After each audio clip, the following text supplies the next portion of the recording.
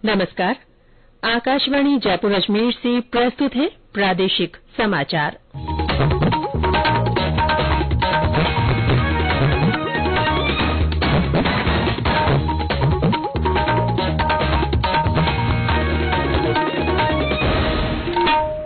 मुख्य समाचार। प्रदेश में पश्चिमी विक्षोभ के असर से कई स्थानों पर बारिश, कहीं कहीं ओलावृष्टि। भाजपा ने प्रदेश सरकार पर स्थानीय नेताओं को लाभ पहुंचाने और केंद्र की योजनाओं का नाम बदलने का आरोप लगाया।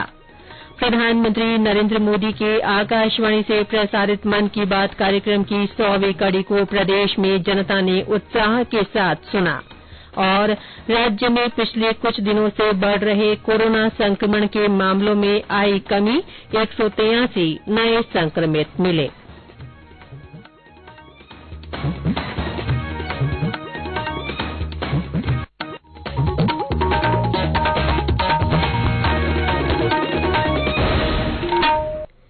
समाचारों के साथ मैं रितिका गुप्ता। और अब समाचार विस्तार से।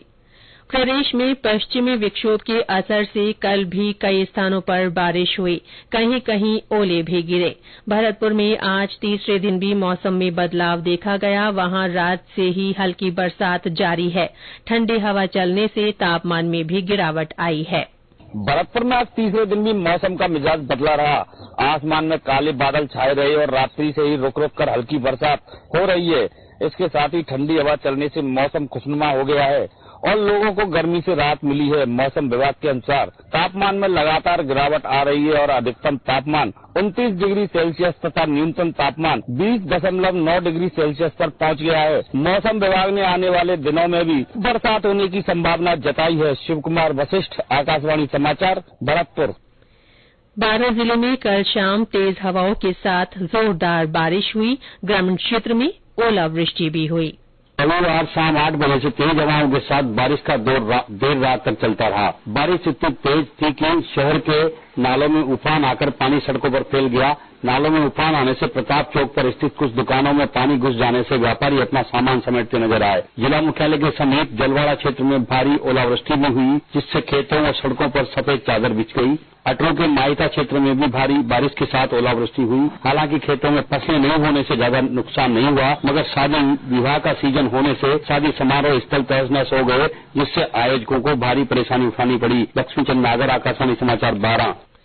सवाईमाधोपुर में रात से हल्की बरसात का दौर जारी है। चित्तौड़गढ़ जिले में बादल गरजने के साथ बरसात का दौर शुरू हुआ। निम्बाहेड़ा में मूसलाधार बरसात हुई। बूंदी जिले में भी विभिन्न स्थानों पर अच्छी बारिश हुई। नैनवा तहसील के कुछ गांवों में ओले भी गिरे। जहानाबाद जिले के विभिन्न क्षेत्रों में तेज हवाएं चलने और बिजली चमकने के साथ ही तेज बरसात हुई। झालरापाटन के पास गोविंदपुरा गांव में खेत में काम करने के दौरान एक व्यक्ति की बिजली गिरने से मृत्यु हो गई। नागौर में कल दोपहर बाद शुरू हुआ रिमझिम बारिश का दौर शाम तक जारी रहा। हनुमानगढ़ में कल शाम आई तेज आंधी और फिर तेज बरसात के दौरान खरलिया पंचायत के चक थिराजवाला के नजदीक खेत में काम कर रहे मजदूर आंधी और बारिश से बचने के लिए ट्रॉली के पास बैठे थे। इस दौरान तेज हवा से ट्रॉली पलटने से एक व्यक्ति की मौके पर ही मौत हो गई और एक अन्य गंभीर रूप से घायल हो गया। सीकर जिले में आज भी बादल छाए हुए हैं। वहां कल सबसे ज्यादा 43 मिलीमीटर बरसात फतेहपुर में दर्ज की गई। इसके अलावा श्रीमाधोपुर, रामगढ़, शेखावाटी और जिला मुख्यालय पर भी बरसात हुई। जिले के श्रीमाधोपुर कस्बे में ओले भी गिरे। जयपुर में भी कल दोपहर बाद बूंदाबांदी शुरू हुई। कल से सुबह से ही वहां बादल छाए रहे और आज भी जयपुर में बादल छाए हुए हैं। प्रदेश के 2 दिवसीय प्रवास पर आई भाजपा राष्ट्रीय महिला मोर्चा की महामंत्री दीप्ति रावत ने प्रदेश की गहलोत सरकार पर स्थानीय नेताओं को लाभ पहुंचाने और केंद्र सरकार की योजनाओं का नाम बदलने का आरोप लगाया है। कल जयपुर में पत्रकार वार्ता को संबोधित करते हुए उन्होंने प्रदेश में वर्ष 2018 से दिसंबर 2022 तक अपराध के बढ़ते आंकड़ों का हवाला दिया। उन्होंने कहा कि 2020 में दुष्कर्म के मामलों में 19% की बढ़ोतरी हुई है। महिला उत्पीड़न के मामले 18% बढ़े हैं। दीप्ति रावत ने कहा कि महिला मोर्चा का 48 घंटे प्रदेश प्रवास कार्यक्रम रहा है। इसमें प्रत्येक जिले के विधानसभा क्षेत्र तक पहुंचने का प्रयास किया गया है।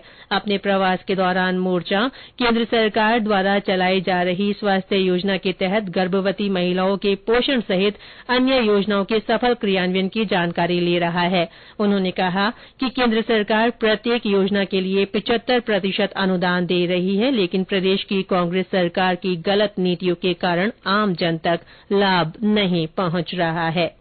ये समाचार आकाशवाणी जयपुर अजमेर से प्रसारित किए जा रहे हैं। प्रधानमंत्री नरेंद्र मोदी के आकाशवाणी से प्रसारित मन की बात कार्यक्रम की 100वीं कड़ी को कल प्रदेश सहित देश भर में सुना गया। विभिन्न स्थानों पर मन की बात कार्यक्रम की स्क्रीनिंग की गई। प्रसार भारती की ओर से राजभवन में राज्यपाल कलराज मिश्र के आतिथ्य में मन की बात कार्यक्रम को वहां मौजूद गणमान्य लोगों के साथ ही अन्य लोगों ने उत्साह के साथ सुना। कार्यक्रम में विभिन्न क्षेत्रों में उल्लेखनीय कार्य करने वाली हस्तियां उपस्थित रहीं। इनमें पद्म पुरस्कार से सम्मानित व्यक्ति भी शामिल थे। कार्यक्रम में मन की बात की स्क्रीनिंग के बाद इन लोगों ने मन की बात से जुड़े अपने अनुभव साझा किए। राज्यपाल ने भी मन की बात के 100 एपिसोड पूरे होने को ऐतिहासिक पल बताया। राज्य में अन्य स्थानों पर भी मन की बात की स्क्रीनिंग हुई। भारतीय जनता पार्टी द्वारा विभिन्न स्थानों पर इसके लिए इंतजाम किए गए थे। पार्टी के प्रदेश महामंत्री भजन लाल शर्मा ने बताया कि प्रदेश के 20,000 से अधिक स्थानों पर विभिन्न संस्थाओं और संगठनों की ओर से कार्यक्रम का आयोजन किया गया। जयपुर में राष्ट्रीय आयुर्वेद संस्थान में मन की बात कार्यक्रम को संस्थान के सभी अध्यापकों, कर्मचारियों और छात्रों ने ध्यानपूर्वक सुना। अंतर्राष्ट्रीय योग दिवस 2023 के उपलक्ष्य में चल रहे 100 दिवसीय कार्यक्रमों की श्रृंखला में जयपुर के राष्ट्रीय आयुर्वेद संस्थान में स्वस्थ वृत्त और योग विभाग के प्राध्यापकों और छात्रों ने योगासनों का कल मंच पर प्रदर्शन किया। कार्यक्रम में उपस्थित लोगों ने भी योगासन में सक्रिय रूप से भाग लिया। इस अवसर पर उपस्थित आयुष मंत्रालय के सचिव पद्मश्री से सम्मानित वैद्य राजेश कोटेचा और संयुक्त सचिव कविता गर्ग ने संस्थान में चल रही योग दिवस की तैयारियों का जायजा लिया। उन्होंने कल अंतर्राष्ट्रीय योग दिवस के 50 दिन पूर्व जयपुर के भवानी निकेतन शिक्षण संस्थान परिसर में होने वाले कार्यक्रमों की तैयारियों का किया और आवश्यक दिशा निर्देश भी दिए। उद्योग और वाणिज्य मंत्री शकुंतला रावत ने कल बानसूर के राजकीय औद्योगिक प्रशिक्षण संस्थान में 1 दिवसीय रोजगार सहायता शिविर का उद्घाटन किया। इस अवसर पर उन्होंने युवाओं से संवाद किया। उन्होंने कहा कि प्रदेश में युवाओं को रोजगार प्रदान करने के लिए रोजगार सहायता शिविरों का आयोजन किया जा रहा है। इनमें निजी कंपनियों द्वारा प्लेसमेंट कर बेरोजगार युवाओं को रोजगार दिया जा रहा है। कल आयोजित रोजगार सहायता शिविर में करीब 25 कंपनियों द्वारा 613 युवाओं का प्राथमिक चयन किया गया।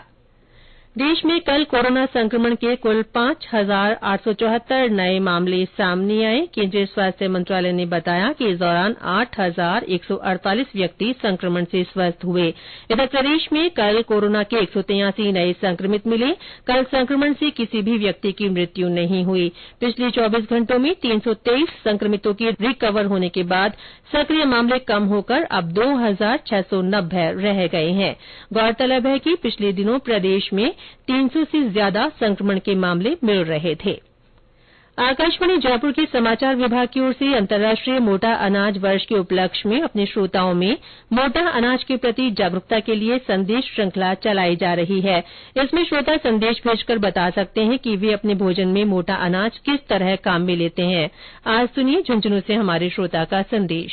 मैं रंगलाल सिंह लमोरिया, पूर्व सरपंच नारी, जिला झुंझुनू, राजस्थान। मोटा अनाज जैसे मोदी जी ने पूरे विश्व में इसको मान्यता दिलाई है। मोटा अनाज बाजरा खाने से बहुत बड़ी ताकत आती है और छाछ राबड़ी के साथ खाने से बहुत अच्छा लगता है और सुबह सुबह इसका ब्रेकफास्ट भी बनता है बाजरे का। और हमारे तो झुंझुनू जिले में बाजरा बहुत भारी खाया जाता है, अच्छा रहता है शरीर के लिए, इससे बीमारियां कम होती हैं। और अंत में मुख्य समाचार एक बार फिर।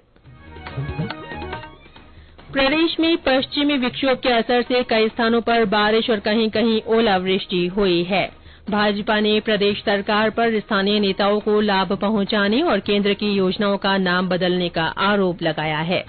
प्रधानमंत्री नरेंद्र मोदी के आकाशवाणी से प्रसारित मन की बात कार्यक्रम की 100वीं कड़ी को प्रदेश में जनता ने उत्साह के साथ सुना। और प्रदेश में पिछले कुछ दिनों से बढ़ रहे कोरोना संक्रमण के मामलों में कमी आई है। कल 183 नए संक्रमित मिले। इसके साथ ही प्रादेशिक समाचार बुलेटिन समाप्त हुआ। नमस्कार।